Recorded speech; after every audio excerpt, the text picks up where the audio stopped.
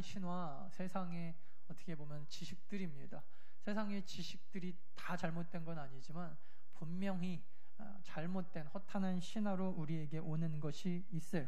그것을 버리고 오직 경건에 이르도록 내 자신을 연단하라 하였습니다. 그리고 우리는 육체가 있고 영이 있는데 육체의 연단은 약간의 유익이 있다. 그러니까 육체의 훈련도 나쁜 게 아니에요. 그리스도인들은 약간의 유익을 위해서라도 육체적으로 훈련하는 것이 중요합니다. 그러나 경건의 훈련, 이것은 범사가 무엇입니까?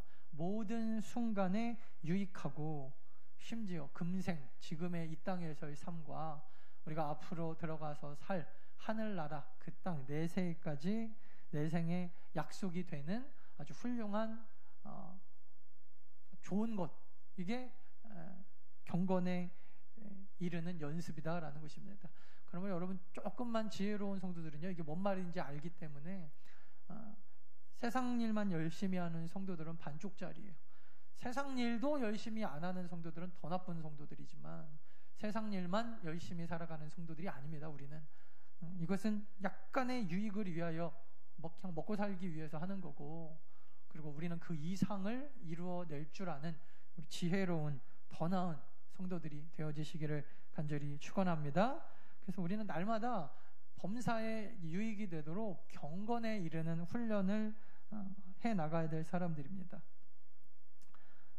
또 6절 보니까 내가 이것으로 형제를 깨우치면 그리스도 예수의 좋은 일꾼이 되어 믿음의 말씀과 네가 따르는 좋은 교훈으로 양육을 받게 될 거고, 11절에 보니까 이것들을 명하고 가르치라 되어 있어요. 이게 교회가 세상과 다르게 해야 될 일입니다.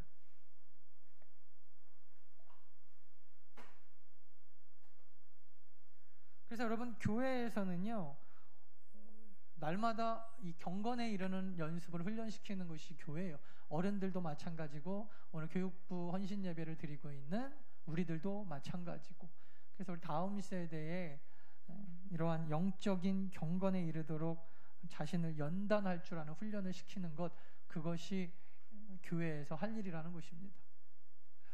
특별히 요셉, 모세, 다윗, 예수님의 공통점이 있는데 성경 인물 중에서 어떻게 보면 가장 유명하다고 할 것입니다. 또 하나는 목표를 달성한 사람들. 요셉은 하나님의 꿈 안에서 애굽의 총리가 되어서, 총리가 된 게 요셉의 목표가 아니었죠.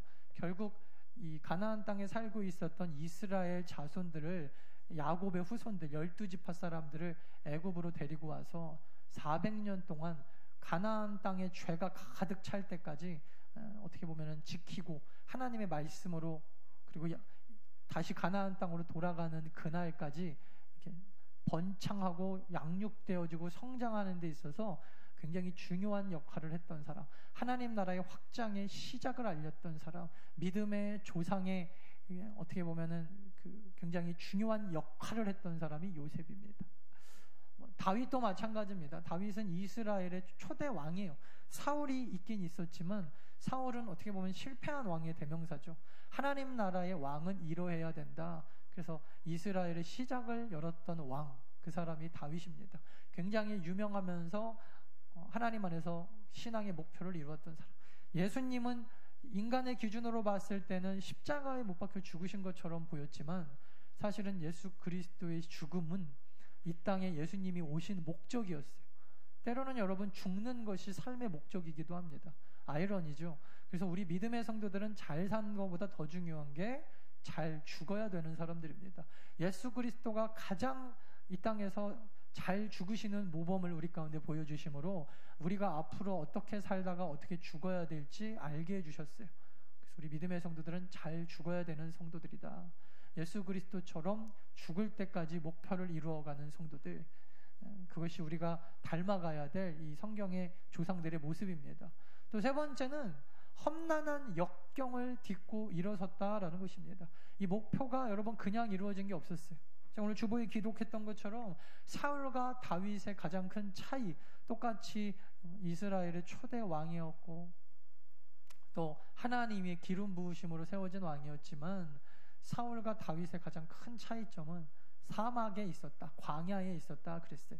사울은 급작스럽게 인간의 어떤 그 하나님의 요청에 의해서 조작되어진 왕처럼 세워졌고, 다윗은 이러한 또 한 번의 실수를 범하지 않기 위해서 하나님이 훈련시키실 때 광야로 보내셨어요. 모든 사람이 광야로 갔다고 해서 다 다윗과 같아지는 건 아닙니다. 중요한 건 적어도 광야를 거치지 않고 다윗과 같은 인물이 되는 경우도 없다라는 거예요.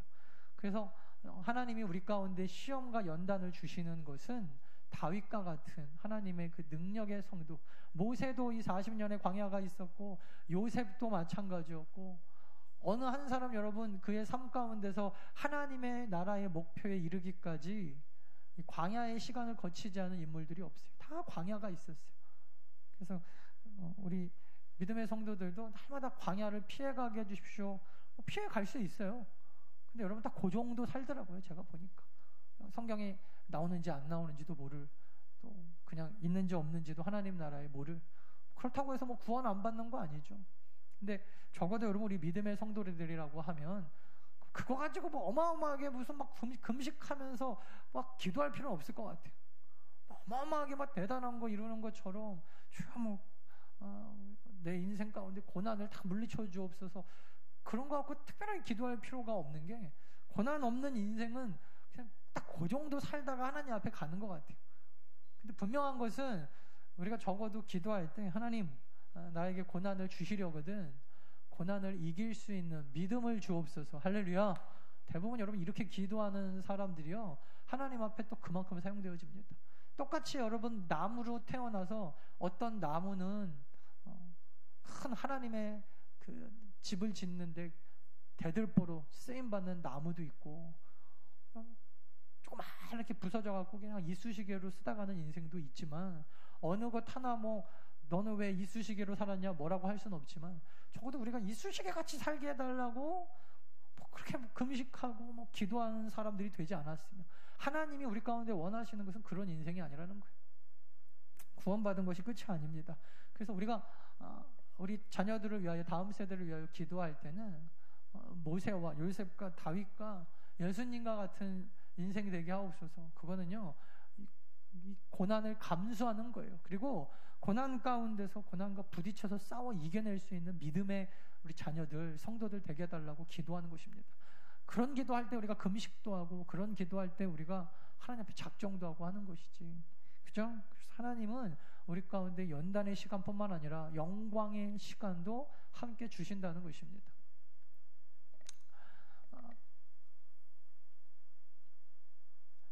이 아이작 스톤이라는 사람이 중국에 갔다 그래요. 근데 이 사람이 중국의 그 기예하는 어린아이들 있잖아요. 그 무용, 세계 최고의 무용수들은 중국에 다 있습니다. 이 아이들은 무용 학교에 어렸을 때 보내지는데 4살에서 5살 정도 되면은 이 아이들을 그 훈련을 시키고, 그 아이들에 대한 훈련 그 모습이 요즘에 그 영상 유튜브 같은 데 공개돼 갖고 막 전 세계 공분을 사기도 했죠. 뭐 이게 고문이냐, 어떻게 아이들을 그렇게 훈련시킬 수가 있냐. 근데 어쨌든 세계 최고의 무용수들은 중국에서 다 나와요. 우리나라의 그 아이돌 여자 가수 중에 빅토리아라고 하는 뭐 유명한 여자 가수인데, 처음에 이 아이가 이 가수인데 우리나라 SM이라고 하는 굉장히 유명한 그 아이돌 만드는 회사 아시죠? 이수만 씨가 사장으로 있는 SM이 가장 큰 회사예요, 우리나라에서. 거기에 이제 연습생으로 들어왔다는 거예요. 그래서 같이 FX라고 하는 그룹을 만들기 전에 같이 이제 들어온 연습생들하고 잠자리를 하는데, 하루는 자고 일어났더니 같이 잠자리 듣는 여자애들 깜짝 놀랐다는 거. 잠버릇이 잘 때 다리를 이렇게 찢고 잔대요. 자기가 찢으려고 찢는 게 아니라 그게 습관이에요. 습관처럼 다리를 180도로 쭉 펴고 이러고 자고 있더라는 거예요. 왜 그러냐 그랬더니 4살, 5살 때부터 자기가 그 중국 사람인데, 이분이 중국에서 무용학교를 다녔대요. 거기서는 어렸을 때 그렇게 하고 잠을 지었대요. 180, 몸 유연해지라고. 그래서 아주 아기 때부터 어린아이들을, 지금 율린이가 한 6살 되죠. 저보다 더 어린 애들을 다리를 찢고 이렇게 해가지고. 근데 거기 학교 들어가려면은 그렇게 경쟁률이 세다라는 거예요. 그렇게 해갖고 거의 무슨 기계처럼 아이들이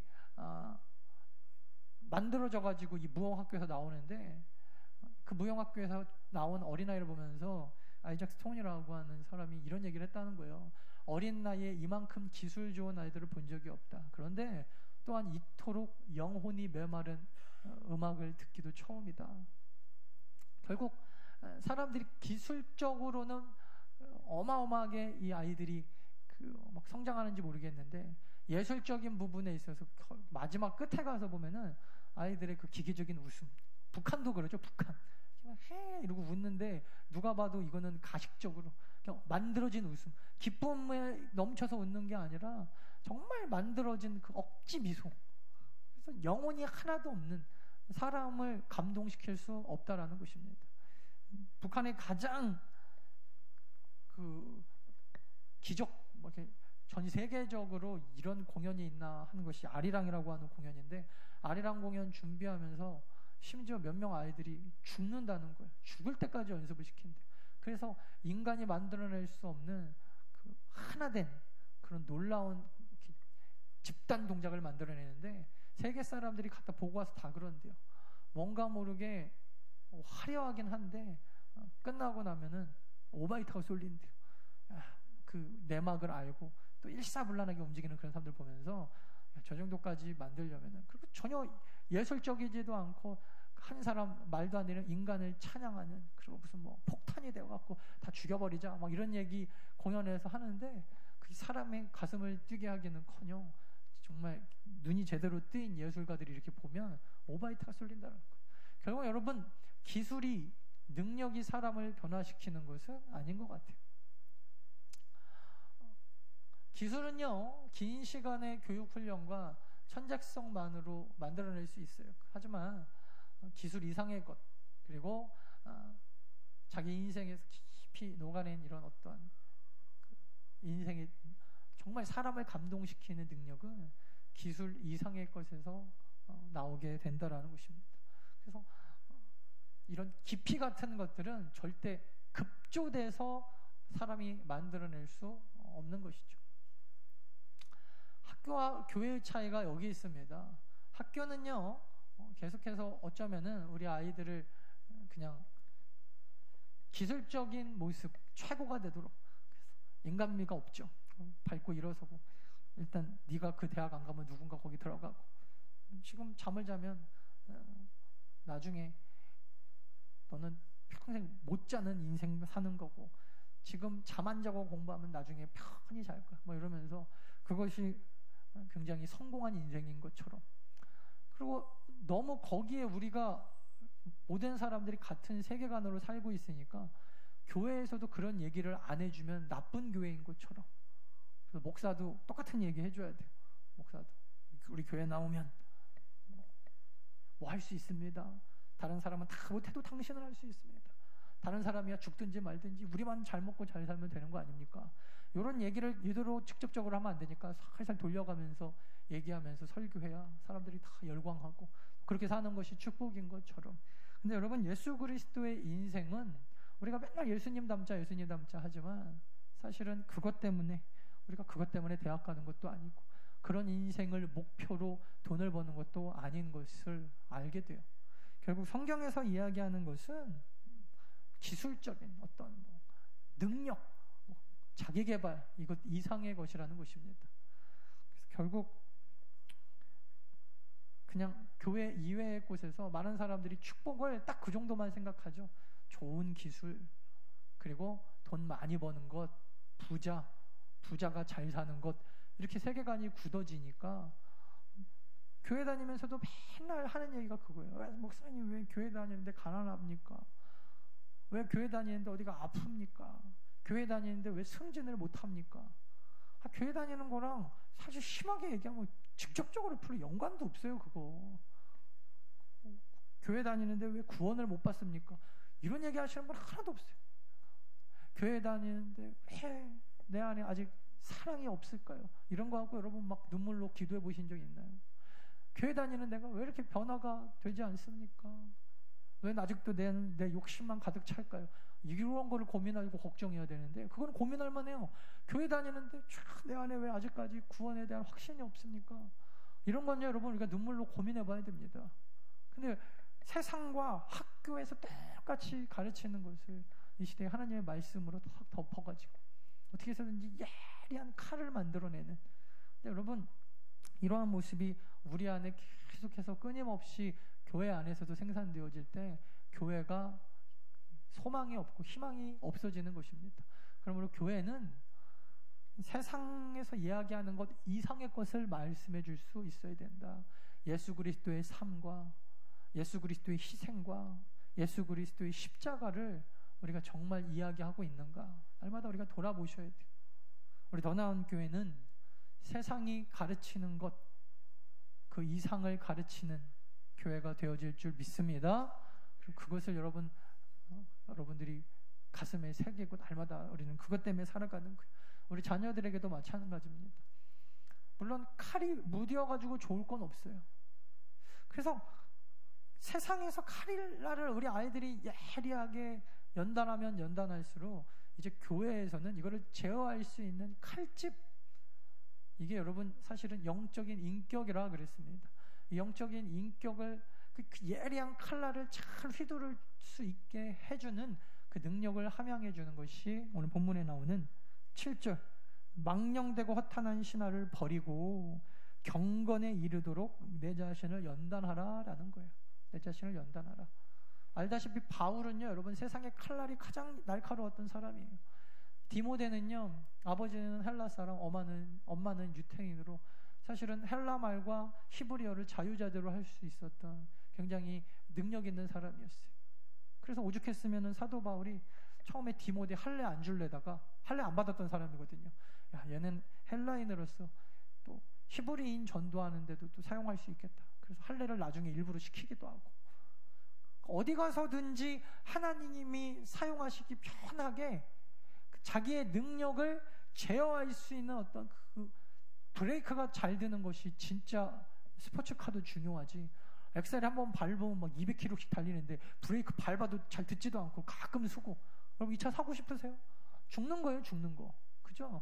그러므로 여러분, 이 시대 교회에서 경건에 이르도록 연단시켜주는 것, 육체의 연단은 약간의 유익, 세상에서 칼날을 열심히 가는 것, 그것도 여러분 약간의 유익은 있지만, 그렇게 우리 아이들이 날카로워지면 질수록 더욱 교회에서 신경 써줘야 되는 것은 그 날카로운 칼을 어디다 쓰느냐예요. 그거 가지고 맨날 좋은 머리 가지고 정경유착, 그래서 뒤에서 만나가지고 말 사달라고 조르고, 내 눈을 똑바로 봐, 말 사주면 너 좋고 나 좋고. 여러분, 이런 데도 사용할 수 있어요. 하지만 여러분, 그것의 끝을 보십시오. 어떻게 되나. 감옥이 끝이잖아요. 감옥. 누구도 알고 있어요. 정말 그러므로 우리 아이들이 더 성숙하고 성장할수록 우리 성도님들은 우리 아이들을 인격적으로 더 잘 훈련할 수 있는 우리 더 나은 교회가 되기 위하여 간절히 기도해 주셔야 됩니다. 저도 마찬가지고. 자, 이번에 사무엘 목사님하고도 그런 얘기 했는데, 제 개인적인 생각일 수도 있어요. 근데 대부분 사람들이 다 그렇다고 얘기하니까 아마 맞을 것 같아요. 뭐냐면, 이 브라질에서 어렸을 때부터 한국 부모님 밑에서 자란 우리 아이들이 한국 문화를 잘 모르잖아요. 한국 문화를 잘 모르고 왔는데 말은 좀 잘 못할 수 있어요. 단어 선택이나 이런 거 좀 막 되게 어려워하고.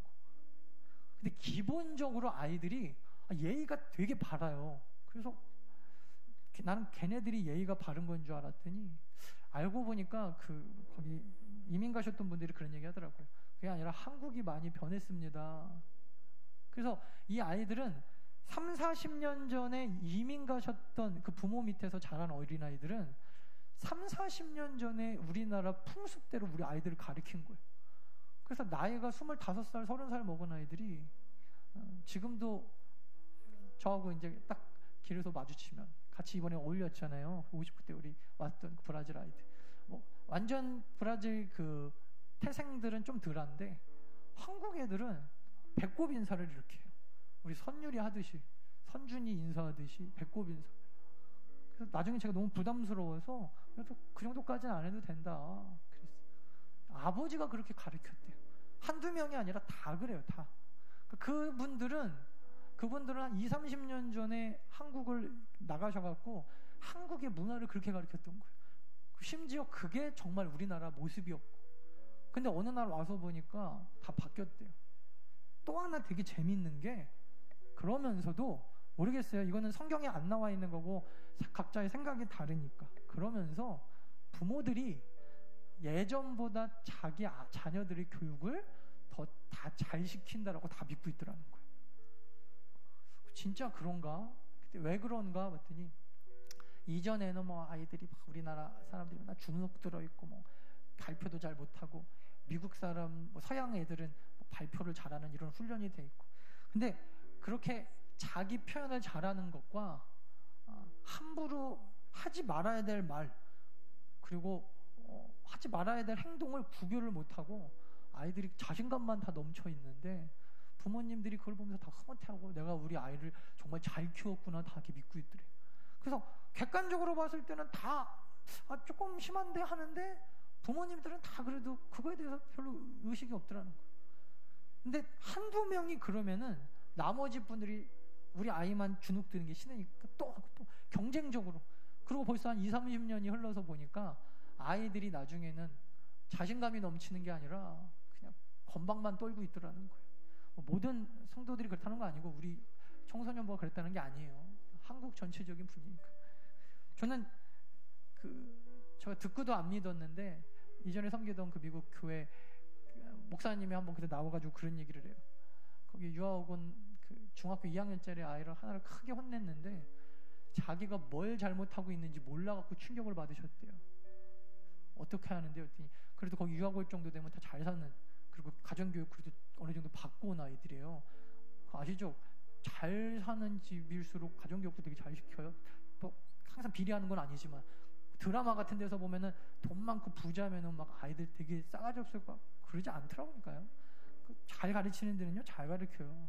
근데 이 아이가 설교를 듣는데, 그 지금 성경 찬송 놓는 거기 있잖아요.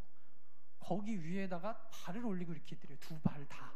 맨 앞에 앉아서, 임윤경 선생님 자리에 앉아서 발을 그 찬송가 놓는 거기다 이렇게 올려갖고 이렇게 거의 누워가지고 설교를 듣더래요.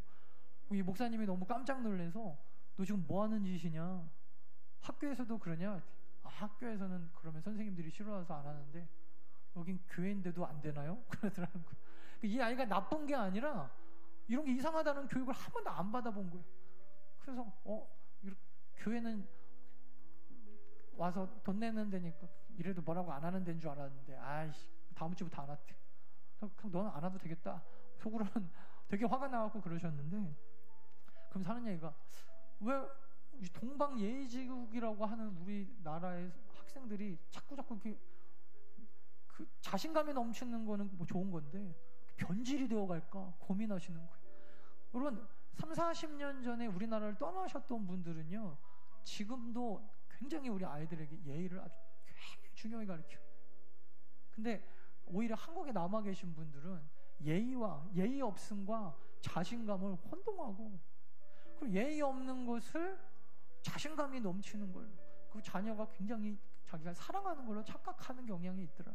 저는 성경 말씀에 나온 건 아니라 사람마다 생각이 다를 수는 있는데 굉장히 중요한 지적이라고 생각이 들었어요. 그것도 외부에서 대한민국을 바라보면서 하는 지적은 여러분 이게 일리가 있는 것 같아요.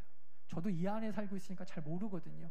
그냥 우리 아이들 다 이렇게 크니까 그냥 그런다고 볼 수 있는데, 외부에서 어떻게 바라보느냐가 전 진짜일 수 있다라는 생각이 들더라고요. 교회에서 우리가 하나님 앞에 더 가르쳐야 되는 것은 어쩌면 이제 뭐 공부, 뭐 또 지혜로운 것, 이런 것들은 우리나라가 하여튼 교육열은 세상 1등이라고 하잖아요. 교회에서까지는 이제 좀 그만해도 되지 않겠나.